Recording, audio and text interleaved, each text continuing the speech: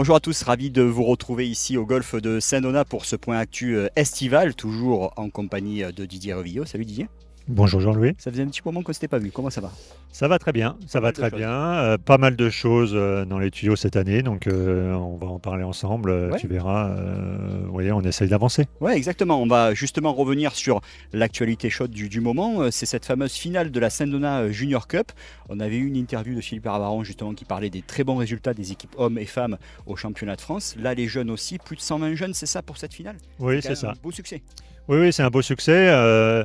On a créé une petite compétition tout au long de l'année, une fois par mois, pour inciter les jeunes à jouer beaucoup plus sur le parcours que les années d'avant.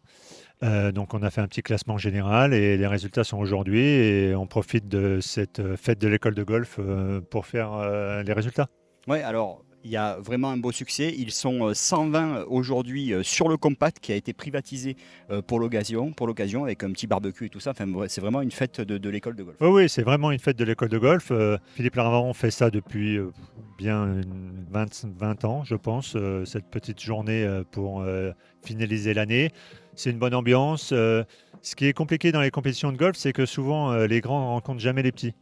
Parce que c'est des dates différentes, des endroits différents. Donc là, ça permet de mélanger tout le monde. Les plus petits ont 4 ans, les plus grands en ont 18.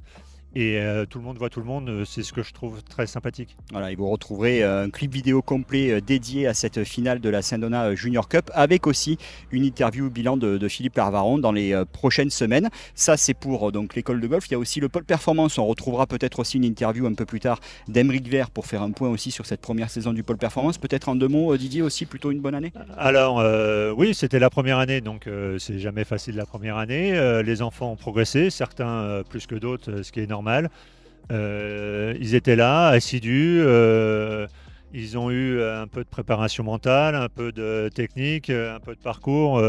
Un peu Benoît aussi qui est passé les voir de temps en temps. Donc je trouve que pour une première année, c'est bien. Voilà, donc on retrouvera aussi Emeric qui fera un bilan complet aussi de cette première saison du pôle performance géré par Charles Hébert et Emeric Vert. Et puis on va maintenant aussi ouvrir la partie entretien du parcours, rénovation. Il y a pas mal de choses à évoquer ensemble, Didier, notamment ces fameuses tondeuses autonomes. On l'avait évoqué en fin d'année dernière, laisser transformer, vraiment c'est confirmé, c'est vraiment très très très très bien pour le parcours.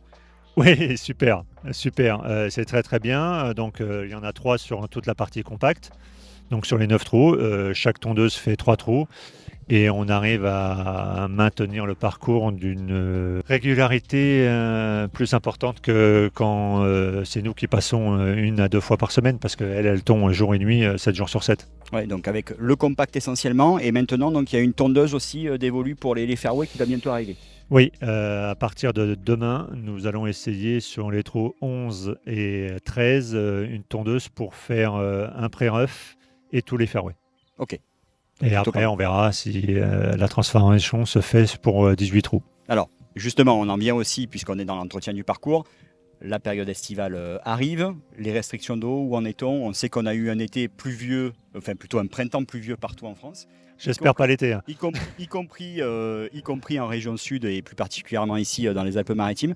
Où en est-on là par rapport aux restrictions d'hier? Alors pour le moment, rien. Ça ne serait tardé. Je pense, quoi qu'il arrive, il y aura une restriction de 20% pour toujours essayer de faire le nécessaire pour consommer le moins d'eau. Alors pour ça, depuis 3 ans, on a fait quand même beaucoup de choses. Donc économiser 20%, je ne pense pas que ça soit un gros problème pour tout le monde. L'avantage d'avoir autant d'eau qu'on veut, c'est que quand même, on peut arroser la totalité du parcours. Donc les roughs sont meilleurs.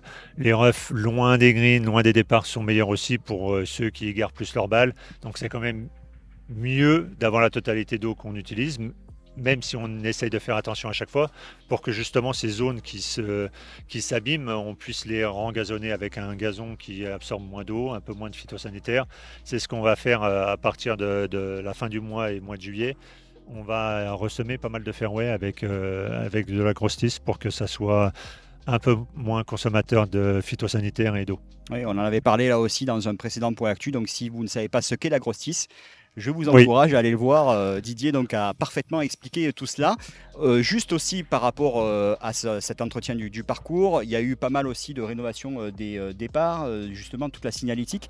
Donc on en reparlera aussi avec une interview des deux Caddy Masters, Jean-Philippe et Jérémy, que vous connaissez bien si vous êtes abonné à Saint-Donat. Ils reviendront aussi beaucoup plus en longueur sur tout cet entretien et ces nouveautés ici sur le parcours de Saint-Donat. On va terminer, Didier, avec le Pro-Am, puisque qui dit période estivale, il y a aussi le Pro-Am de l'Académie qui a été C'est lancé il y a ça. quelques années. Et ce sera 4e année. 4e année cette année, et ce sera donc la 3e semaine de juillet, si je ne me C'est trompe ça, pas. le 20 et le 21. Ok, donc là c'est encore ouvert. Oui, c'est encore ouvert. On a déjà une 14 équipes. On s'arrête en général à 15 ou 16 équipes, donc il reste de la place pour 2 équipes. C'est pratiquement toujours les mêmes qui viennent chaque année, donc c'est que ça doit plaire à tous ces joueurs. C'est une belle animation, la soirée blanche le samedi soir. Vous êtes conviés comme d'habitude Oui, bien sûr, à cette merci. soirée. Merci bien mon cher, De rien. on l'apprécie. Voilà. Ouais, donc c'est bien. Bah écoutez, donc on fera bien entendu un point complet aussi sur Oui. ce fameux Pro-Am édition 2024. Merci beaucoup Merci à toi. et à très bientôt. Bonne journée. Salut.